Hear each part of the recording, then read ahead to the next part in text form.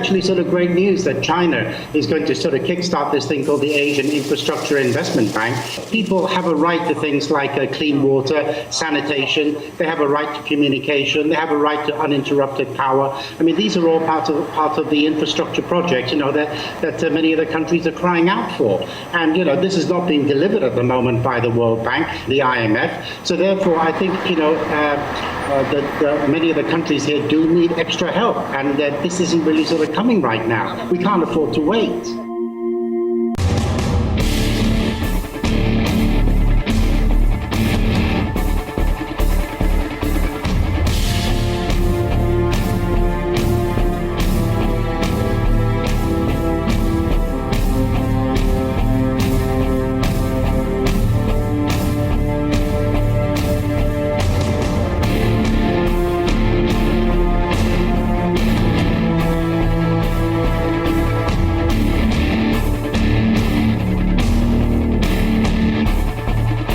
Countries that are setting this up have essentially no say in the IMF. The IMF is run by the United States almost exclusively. The others have some power, but if the United States says X, then X doesn't happen.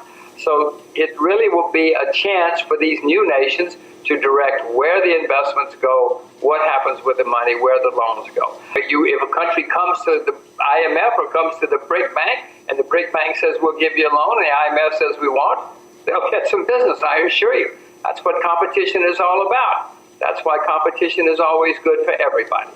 Jim, what's wrong with the IMF? The new institution is clearly being set up to challenge Washington-based funds. Well, first of all, the IMF has never been right about anything. And if you go back and read some of their projections over the past few decades, you think, how do these people stay in business? And the only reason they stay in business is because they have great lobbyists who work for the IMF. They get huge salaries for themselves, great benefits. They don't do anything for the rest of us, but governments haven't figured that out yet. But now, some of the new governments, Russia, China, etc., are trying to come up with a competing institution, and I hope they're successful.